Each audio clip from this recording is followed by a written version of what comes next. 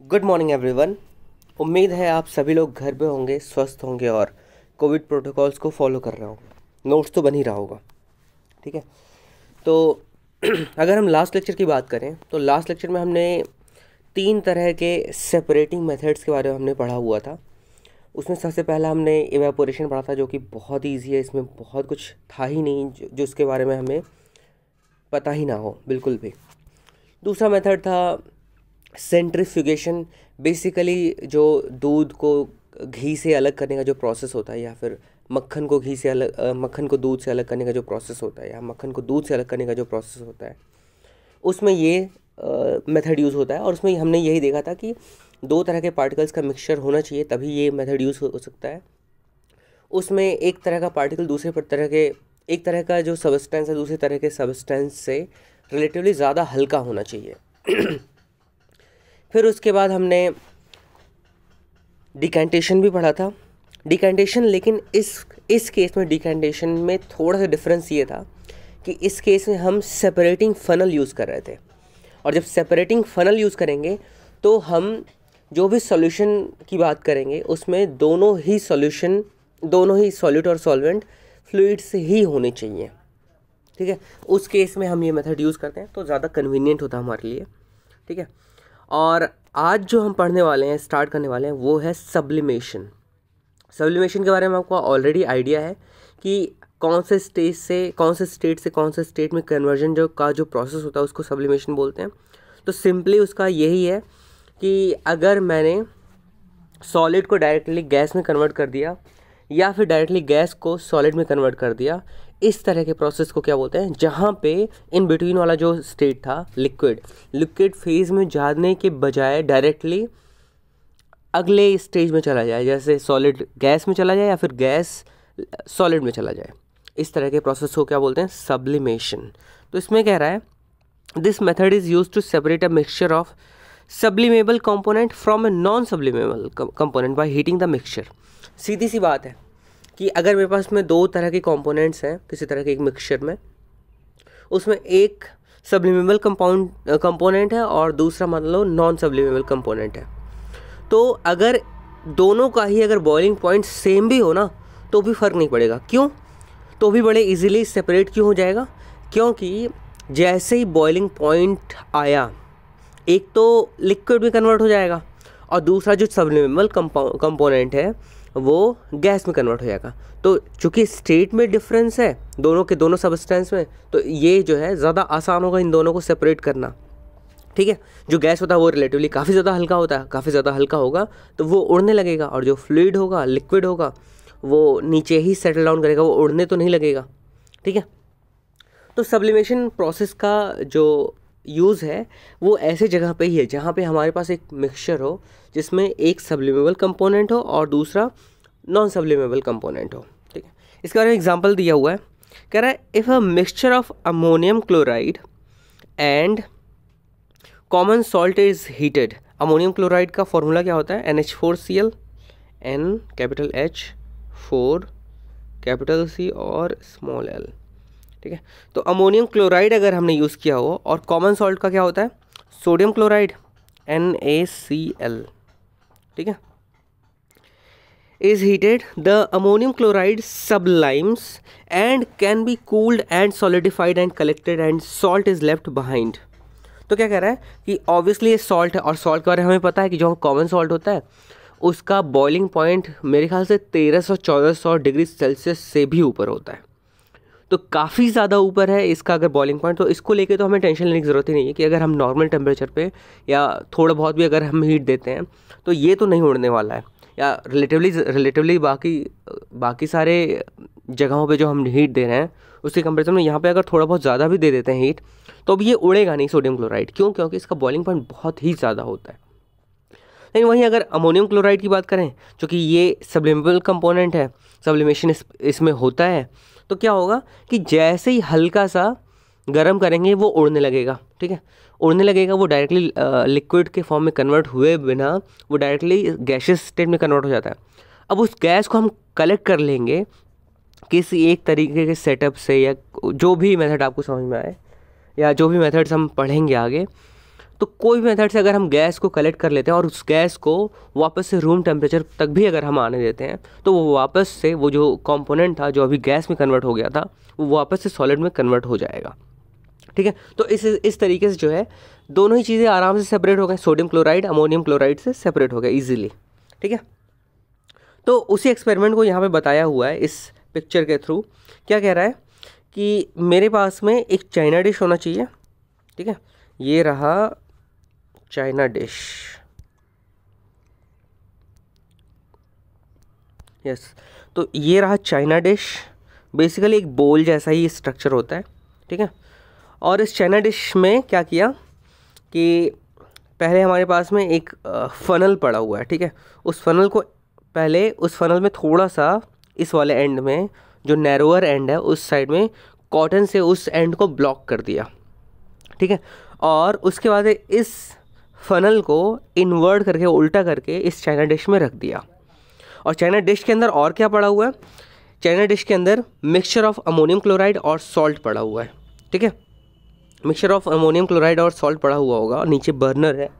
Burner से हम क्या करेंगे, जब हम जलाएंगे इसका टेम्परेचर बढ़ेगा तो अमोनियम क्लोराइड ऑब्वियसली क्या होगा, अमोनियम क्लोराइड वेपर के फॉर्म में कन्वर्ट होगा और ऊपर जाएगा। लेकिन ऊपर इस वाले रास्ते से, ये जो ऊपर वाला एंड है, इस रास्ते से तो बाहर जाने का मौका मिलेगा नहीं इसको। तो ये क्या करेगा कि जो भी वॉल है, ठीक है, जो भी ये इनर वॉल है यहाँ पे आके डिपॉजिट हो जाएगा। ठीक है, यहाँ पे आके क्या डिपॉजिट हो जाएगा, अमोनियम क्लोराइड के जो वेपर्स होंगे। फिर क्या होगा, इस फनल को मान लो मैंने यहाँ से हटा लिया। ठीक है, और नीचे वाले एंड को भी ब्लॉक कर दिया। ठीक है, उस वजह से वापस से अमोनियम क्लोराइड का जब टेम्परेचर वापस से लो होगा तो ये वापस वेपर सॉलिड के फॉर्म में कन्वर्ट हो चुका होगा। ऑलरेडी चाइना डिश के अंदर वो पड़ा हुआ था सोडियम क्लोराइड, और अब हमें ये फनल के अंदर अमोनियम क्लोराइड मिल गया। तो बड़े ही ईजीली जो है एक सब्सटेंस दूसरे सब्सटेंस से अलग हुआ, सिर्फ और सिर्फ किस वजह से, क्योंकि एक के अंदर सब्लिमेशन वाली प्रॉपर्टी थी और दूसरे सब्सटेंस के अंदर वो वाली प्रॉपर्टी नहीं थी। ठीक है, तो ये एक तरह का सेटअप हो गया। इसके अलावा कई सारे सेटअप्स हो सकते हैं जिसमें हम गैस को अलग से इकट्ठा कर सकते हैं, कहीं पे कंटेन कर सकते हैं। तो वो सारे मेथड्स तो हम बाद में पढ़ने ही वाले हैं। ऑल्दो ये वाला चीज़ तो आपको पता होना चाहिए। ठीक है, आगे बढ़ते हैं। अगला जो तरीका है एक मिक्सचर में से उसके कंपोनेंट्स को सेपरेट करने का, वो है क्रोमेटोग्राफी। ठीक है, तो इसके बारे में क्या कह रहा है कि this method is used for separating coloured components from a liquid by using a filter paper और ब्लॉटिंग पेपर। क्या कह रहा है कि जो भी कंपोनेंट्स हैं, डिफरेंट कलर के कंपोनेंट्स हैं किसी एक फ्लूइड के अंदर, वो सारे के सारे कलर को अगर हमें सेपरेट करना है तो उसके लिए हमें क्रोमेटोग्राफी यूज़ करना पड़ेगा। कैसे, उसके बारे में हम एग्जांपल पढ़ लेते हैं। एग्जांपल में क्या कह रहा है, put a drop of ink near one end of a strip of filter paper and dip the end of the paper in a test tube containing water. क्या कह रहा है कि मेरे पास में एक मान लो फिल्टर पेपर इतना बड़ा सा है। ठीक है, इसमें क्या करना है कि इसके एक एंड की तरफ, या तो इधर की तरफ या तो इधर की तरफ, किसी भी एंड की तरफ जो है, एंड से थोड़ा सा ऊपर मान लो एक लाइन ही हमने बना दिया, वो ज़्यादा अच्छा होगा। अगर मान लो मैंने एक लाइन बना दिया यहाँ पे, ठीक है, थोड़ा सा ऊपर ही रहेगा। और उसके बाद क्या करना है, इस जगह पे हमें एक ड्रॉप डाल देना, जिस फ्लूइड को के सारे कलर के कंपोनेंट्स को सेपरेट करना है, उसका एक ड्रॉप, छोटा सा ड्रॉप यहाँ पे डाल देना है। ठीक है, और छोटा सा ड्रॉप डाल लेंगे। उसके बाद क्या करेंगे, कह रहा है आगे कि ink is a mixture of 2 or more coloured components. चूँकि ये इंक का ड्रॉप है और हमें इंक के बारे में ये पता होना चाहिए कि इंक सिर्फ और सिर्फ एक कलर का नहीं बना हुआ होता है, इंक कई सारे कलर से मिल के बनता है। ठीक है, तो उसके सारे कलर के सारे कलर्ड कंपोनेंट्स को सेपरेट करने के लिए हम क्या करेंगे, उस इंक के एक ड्रॉप को यहाँ पे एक एंड के पास में लगा देंगे। उसके बाद कह रहा है कि the component which is more soluble in water rises faster and get separated. तो क्या कह रहा है कि इसमें जो भी कलर्स होंगे उनमें से ऐसा तो है नहीं कि सारे के सारे कलर बहुत ही ज़्यादा ईजीली, बहुत ही ज़्यादा तेज़ी से सॉल्युबल होते हैं पानी के अंदर। तो कह रहा है कि इसके इस एंड को पानी में, जिस एंड में हमने ये ड्रॉप लगाया हुआ है, उस एंड को पानी में डालना है और इस चीज़ को इंश्योर करना है पानी का जो लेवल है वो इस पॉइंट को टच नहीं करना चाहिए। ये जो आपने इंक डाला हुआ है, इंक का एक पॉइंट डाला हुआ है, ये पानी को टच नहीं करना चाहिए। इस पिक्चर में ये चीज़ क्लियरली दिख रहा है। एक फ़िल्टर पेपर का स्ट्रिप है, उसके लोअर एंड पे एक लाइन बनाई है, उस पे जो है एक ड्रॉप डाला, और जब इस पेपर को पानी में डाला जा रहा है तो बस इतना ही इंश्योर किया जा रहा है, इतना ही पानी इस पेपर को टच करे जितने से हमारा बस काम चल जाए, बस इतना कि बस टच हो रहा हो ये फ़िल्टर पेपर पानी को, ठीक है। उसके बाद क्या होगा कि ये जो पानी है, पानी इस फ़िल्टर पेपर में ऊपर की तरफ उठता है, ठीक है, और जो कंपोनेंट, जो कलर्ड कंपोनेंट पानी के अंदर ज़्यादा सॉल्युबल होगा वो बहुत ही तेज़ी से उठता है और सबसे ज़्यादा ऊपर तक वही कलर जाता है, और जो रिलेटिवली कम सॉल्युबल था वो रिलेटिवली कम डिस्टेंस ट्रेवल करता है, और जो सबसे कम सॉल्युबल था वो सबसे कम डिस्टेंस ट्रेवल कर पाता है। तो अगर हम इस पिक्चर में देखें इन तीनों में कि पहले ही इन्होंने इंक स्पॉट एक डाला और वाटर लेवल देखो हमेशा ही इंक के स्पॉट के नीचे ही रहेगा। और धीरे धीरे जब पानी चढ़ने लगता है इस पेपर के ऊपर तो सबसे ऊपर तक देखो एक ब्लू कलर गया हुआ है, ठीक है, उसके नीचे तक वही रेडिश पिंक टाइप का कलर गया हुआ है और सबसे नीचे येलो कलर गया हुआ है।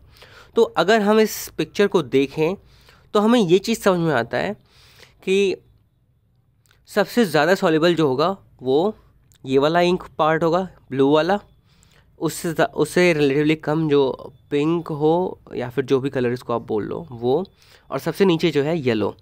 अब देखो जब वाटर लेवल सेकंड वाले पिक्चर में नीचे तक ही था, जहाँ तक वाटर लेवल था वहीं तक ही जो है इसका रीच था, ये जो कलर्ड कंपोनेंट था उसका, और जब वाटर लेवल एकदम ऊपर पहुँच गया तो उतना ही ऊपर जो है कलर्ड इंक भी पहुँच गया। कलर्ड कंपोनेंट्स जो अलग अलग सेपरेट हुए थे उनमें जो सबसे ज़्यादा सॉल्युबल था वो सबसे ज़्यादा ऊपर तक गया हुआ है। तो इसके बाद जो है ये तीनों कलर बड़े ही आसानी से इस मेथड से सेपरेट हो जाते हैं। इस मेथड को क्या बोलते हैं? क्रोमेटोग्राफी। ये बहुत ही इंटरेस्टिंग फिनोमेनन होता है, बहुत ही ज़्यादा इंटरेस्टिंग ये एक्सपेरिमेंट होता है। अगर आपको कहीं पे फ़िल्टर पेपर मिलता है तो आप ये एक्सपेरिमेंट कर सकते हो। आपको सिंपली क्या करना है कि आपके पास जो स्केच पेन होता है, स्केच पेन से भी अगर आप आपने एक डॉट बना दिया उसके नीचे वाले पार्ट पे, तो भी आपका ये एक्सपेरिमेंट काम करेगा, वैसे ही काम करेगा जैसे इसमें बताया हुआ है, ठीक है। तो अगर आपको ये चीज़ें अवेलेबल होती हैं, ये सारी चीज़ें, तो आप ये वाला एक्सपेरिमेंट ज़रूर कर सकते हो घर पे, ठीक है। तो आज यहीं रहने देते हैं, बाकी हम नेक्स्ट लेक्चर में आगे कंटिन्यू करेंगे। तब तक के लिए stay home and stay safe.